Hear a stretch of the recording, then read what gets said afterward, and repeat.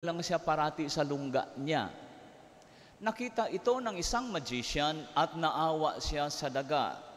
Kaya ang sabi ng magician, ngayon, para hindi ka na matatakot, gagawin kitang isang pusa. Tuwang-tuwa naman ngayon ang daga, ay hindi na siya ngayon matatakot sa pusa. Lumabas na siya. Ngunit sa paglabas niya, hinahabol siya ng aso. Kaya nang hinahabol siya ng aso, takot na takot siya, naghanap siya ulit ng malaking lungga kasi pusa na siya, hindi na siya daga. Kaya doon nagtatago ulit siya. Takot na siyang lumabas dahil sa aso. Kaya nakita ulit ito ng magician. Ang sabi ng magician, ngayon dahil natatakot ka sa aso, kawawa ka naman. Gagawin kitang isang aso. Tuwang-tuwa na naman ngayon ang dating daga na ginawang pusa, ngayon gagawin siyang isang aso. Sabi niya, lagot kayong mga aso kayo. Kaya nang naging aso na rin siya, lumabas din siya at parang mayabang na siya, aso na siya ngayon eh. Kaya nang lumabas na siya, pumunta siya sa gubat, nakita siya ng tigre. Nang nakita siya ng tigre, hinahabol siya. Talagang takot na takot siya, ang laki ng tigre. Kaya naghanap siya ulit ng lungga at nang nakahanap na siya, doon nagtatago ulit siya. Ayaw na niyang lumabas. Nakita ulit ito ng magician. Sabi ng magician, ay hindi na pwede, walang saysay. Dahil kahit gagawin kitang elepante, kung ang puso mo ay sa daga, ay wala na tayong magagawa diyan. Hindi ba? Yung takot natin. Marami tayong kinatatakutan. Siguro, baka pagpasok nyo sa ministry, ay simple lang ako, Father, dito na ako. Tapos takot kayo sa mga officer, hindi ba? Hindi, no?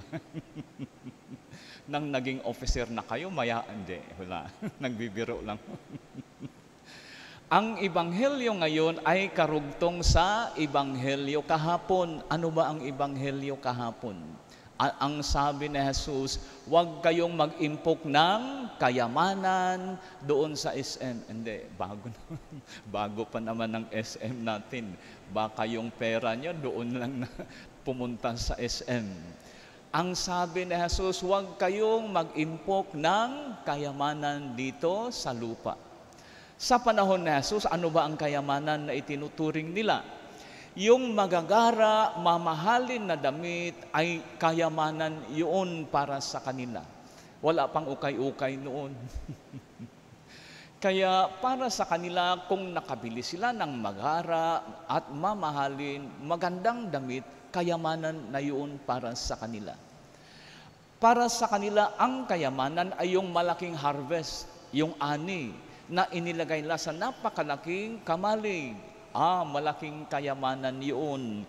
Naalaala nyo yung rich fool na ang sabi niya, ang dami ko ng ani, ilalagay ko ito sa isang maraming kamalig, malalaki, at ako ay sitting pretty na lang. Ako ay matutulog at babangon, iinom, kakain, wala na akong gagawin. Ano ang sabi ni Lord? Ay, hangal, ngayong gabi kukunin na kita. Saan mapunta ang iyong kayamanan?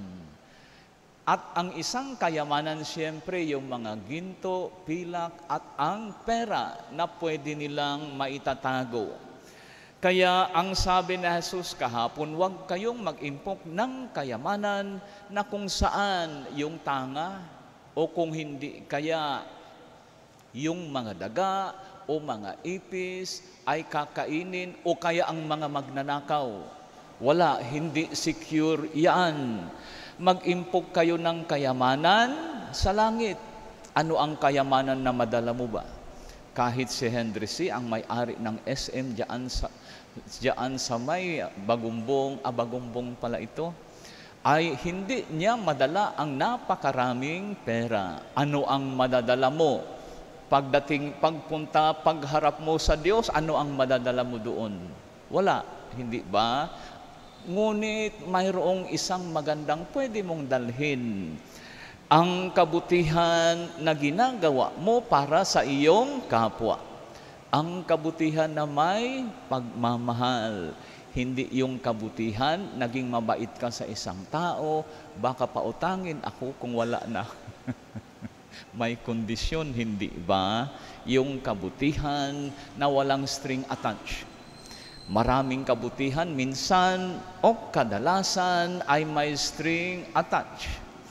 Kaya siguro si Father Job ay nagkaroon, mag-formation tayo, palalimin natin ang ating pananampalataya upang anuman ang kabutihan na magawa natin nanggagaling sa puso, nanggagaling sa ating pananampalataya. Walang string attached yun.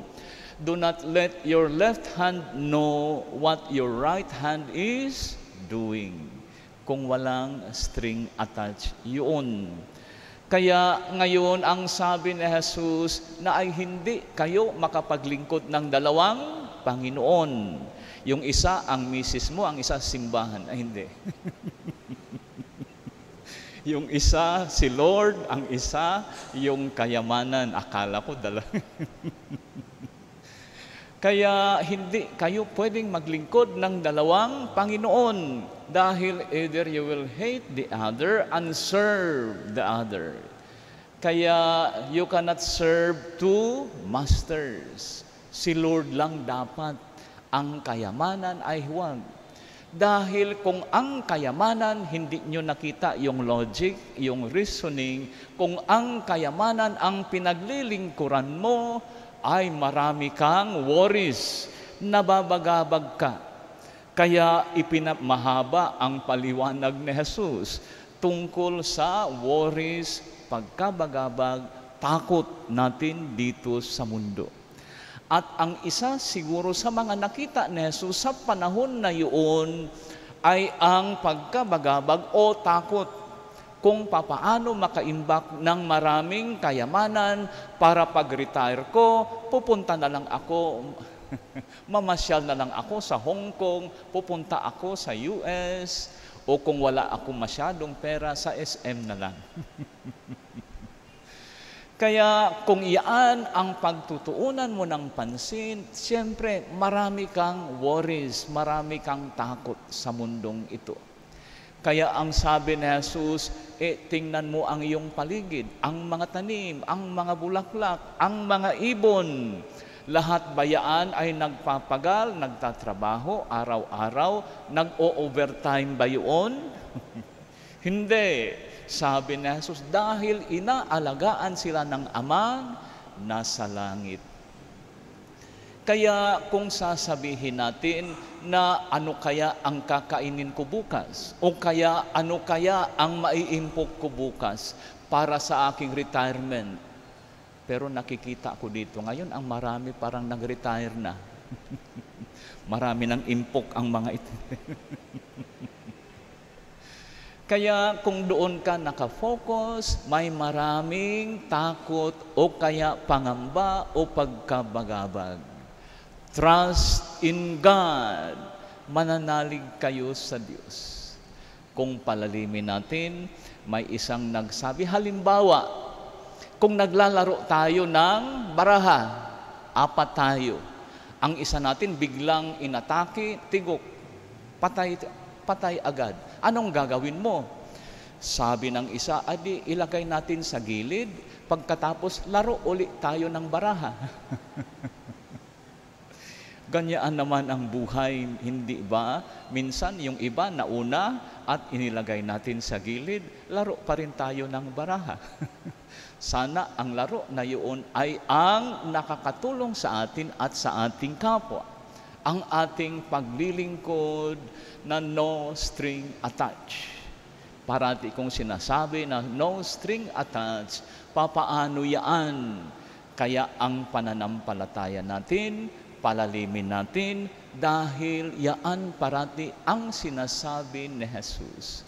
Yung unconditional love of the Father, ang pagmamahal ng Diyos na walang kondisyon.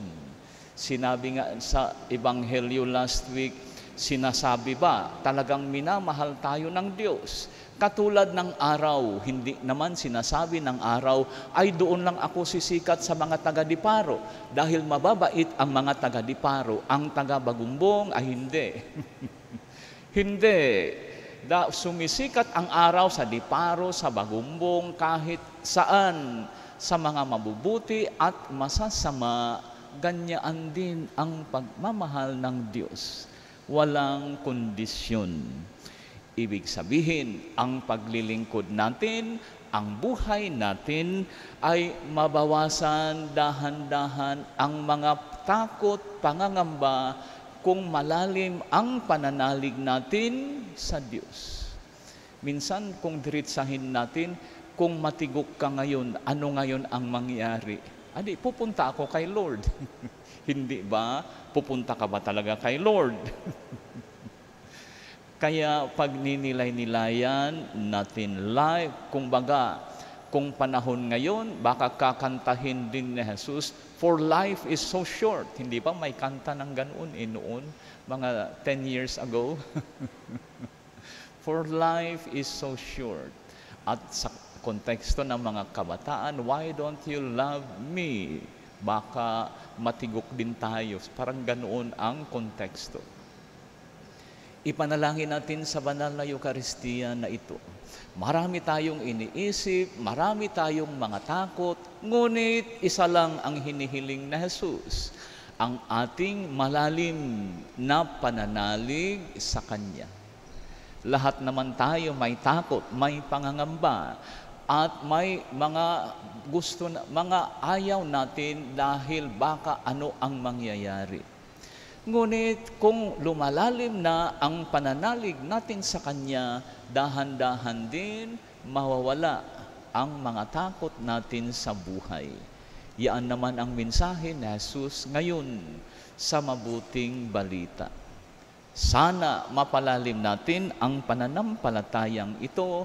Sana mabawasan dahan-dahan ang mga takot, ang mga pangangamba natin sa buhay. Yung pera natin, gamitin natin sa kabutihan. Ang kabutihan lang ang madadala natin sa harap ng Diyos Ama.